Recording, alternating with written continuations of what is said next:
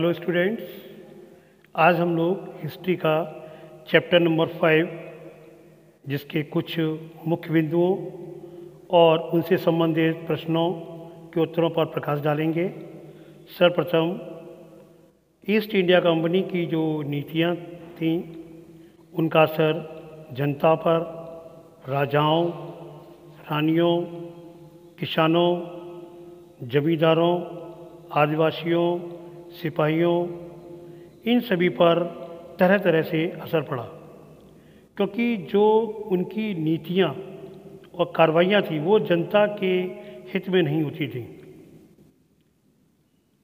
या उनके की भावनाओं को ठेस पहुँचाई जाती थी, जिससे लोग उनका विरोध करते थे।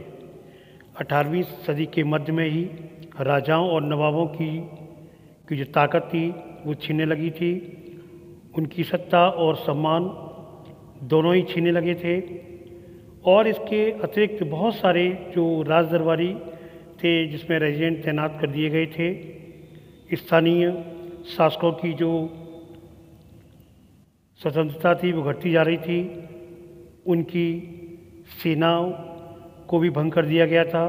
उनके जो राजस्व जो की वसूली के अधिकार थे या उनके एक एक करके छीने जा रहे थे। झांसी की रानी लक्ष्मीबाई जो जानती थी कि कंपनी उनके पति की मृत्यु के बाद उनके गोद लिए यानी दत्तक पुत्र को बेटे को राजा बना दे, उसी प्रकार पेशवा बाजीराव द्वितीय के जो दत्तक पुत्र थे नाना साहेब ने भी कंपनी से आग्रह किया था कि उनके पिता की जो पेंशन मिलती है वह उनकी मृत्यु के बाद उन्हें दी जाए। इसी प्रकार अवध की रियासत अंग्रेज़ों के कब्जे में जाने लगी। आखिरी जो रियासत में से ही थी अवध के कुछ अंग्रेज़ों में 1856 में अपने कब्जे में भी ले लिया। गवर्नर जनरल डलहौजी ने एक ऐसा ऐलान किया जिसमें रियासत का शासन जो था वो ठीक से नहीं चल रहा है, इसलिए शासन को दुरुस्त करने के लिए ब्रिटिश उसका प्रभुत्व जरूरी है, यानी ब्रिटिश उसको अपने प्रभुत्व में लेकर के और कार्य करेगी। इसी प्रकार कंपनी में जो मुग़लों के शासन का काल था वो उसमें उसी प्रकार से चल रहा था उस टाइम। और जो उसके अंतिम शासक थे वो बहादुर शाह जफ़र थे। और जो गोवा में किसान और जमींदारों भारी भरकम लगान गांव में जो थे वो कर वसूली में सख्त और तरीक़ों से परेशान थे और ऐसे ही बहुत सारे लोग अपनी महाजनों से जो लिया गया कर्ज था उसको लौटा नहीं पा रहे थे और तरीक़ों से परेशान होने के कारण भारतीय सिपाही जो कंपनी में काम कर रहे थे उनको भी बहुत परेशानी का सामना करना पड़ रहा था, क्योंकि उन्हें ज़बरदस्ती कुछ ना कुछ कार्य कराए जाते थे। और जब सिपाही इकट्ठा होकर के अपने सैनिक अफसरों का हुक्म मानने से इनकार कर देती हैं तो उसे क्या कहा जाता है, सैनिक विद्रोह कहते हैं। मई 1857 में शुरू हुई सैनिक विद्रोह से भारत में जो कंपनी का अस्तित्व था खतरे में पड़ गया था। सैनिक विद्रोह की शुरुआत मेरठ से शुरू हुई थी। 29 मार्च 1957 में युवा सिपाही मंगल पांडे जो बैरकपुर में अपने अफसरों पर हमला करने के आरोप में फांसी पर लटका दिया गया था। तो यहाँ से जो मंगल पांडे जो सर्वप्रथम इसी से स्वतंत्रता संग्राम हमारा था वो मेरठ से स्टार्ट हुआ था 1857 में और जिसके कर्णधार थे वो थे मंगल पांडे।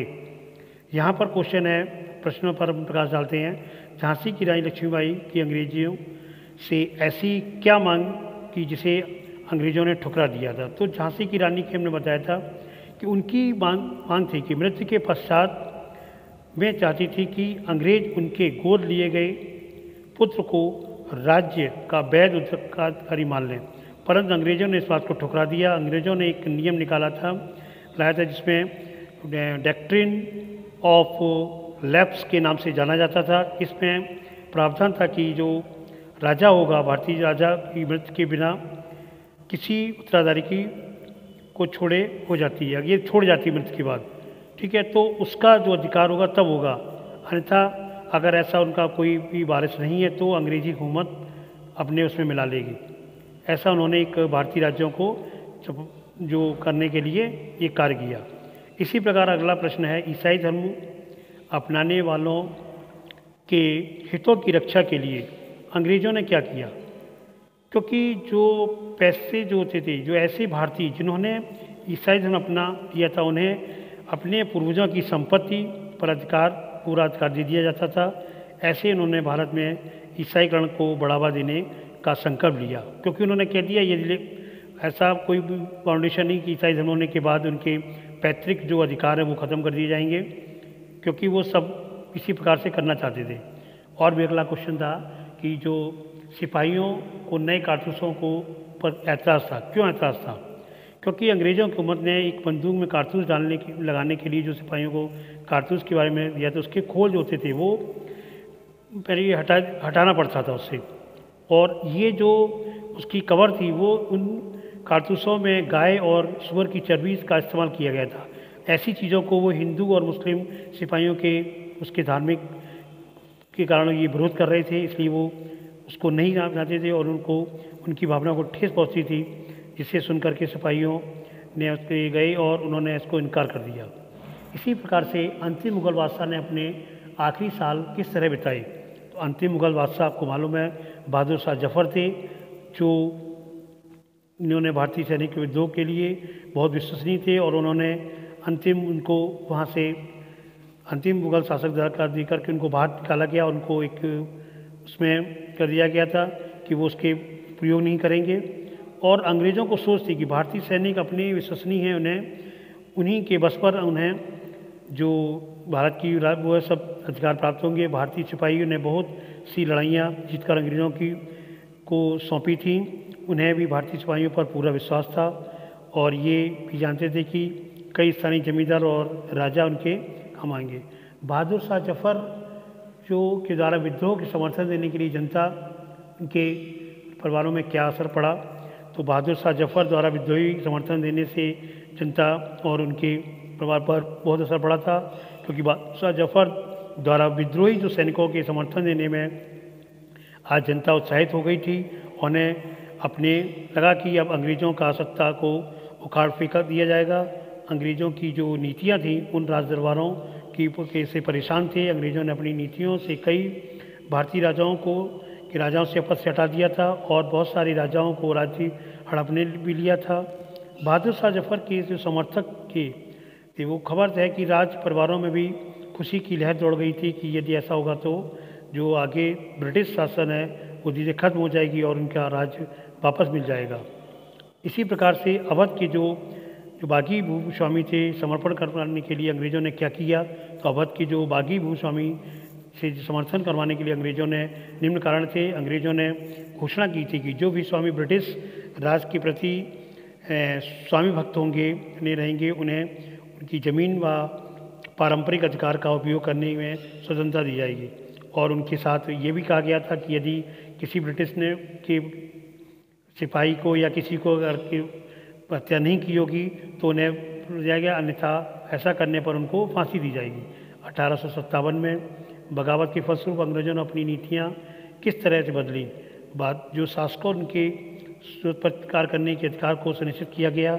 उत्तराधिकारी के रूप में गोद लिए गए पुत्र को भी मान्यता दे दी गई थी, क्योंकि वो समझ गए थे कि फिर विद्रोह हो जाएगा, इसलिए कुछ परिवर्तन उन्होंने किए। ब्रिटिश सेना ने भारतीय सिपाहियों के अनुपात में जो अनुपात था वो कम कर दिया था, ब्रिटिश सिपाहियों का अनुपात थोड़ा बढ़ा दिया था। सेना में गोरखा, सिख और पठानी की संख्या भी बढ़ाया गया। मुसलमानों को संदेह था कि शत्रु की दृष्टि से देखा जाने लगा था। अंग्रेज और भारतीय रिवाज जो धर्म परंपराएं थी उनको भी मानने लगे थे। जमींदारों के और भूस्वामियों को अनेक जो ज़मीनों पर हक बना दिया था और इस प्रकार से कई ऐसे कारण थे जिससे उन्होंने प्रभावित हुए।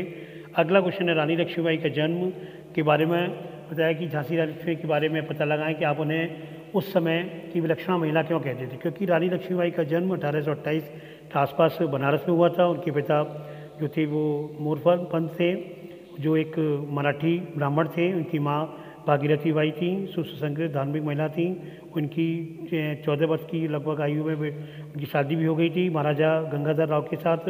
कुछ समय बाद रानी लक्ष्मीबाई की एक बेटा जन्म दिया, लेकिन कुछ महीनों बाद वो भी चल बसा और 1853 में महाराज गंगाधर राव की भी जो थी वो मृत्यु हो गई थी। फिर उन्होंने एक दामोदर राव के नाम के उसकी मृत्यु से पहले उस बच्चे को गोद लिया था, जो दत्तपुत्र कहलाया था। और इसी प्रकार से कई ऐसे कारण थे जिसके कारण ऐसा हुआ। रानीबाई वृक्षा पंडित क्यों उनको माना गया? क्योंकि रानी ने दावा किया था कि दामोदर राव उनका वैध उत्तराधिकारी है, और ब्रिटिश शासक को रानी के दावे को ठुकरा दिया था, क्योंकि उन्होंने जो डॉक्ट्रिन ऑफ लैप्स संधि के तहत उनको राज्य को अंग्रेजी हुकूमत मानना था। उन्होंने झांसी का किला छोड़ने को भी उनसे कहा, जबकि उन्होंने नहीं छोड़ा, और अंत में इस प्रकार से उनकी बाद में झांसी रानी की मृत्यु भी हो गई थी। आज आपका टॉपिक ही समाप्त होता है। Thanks, have a good day.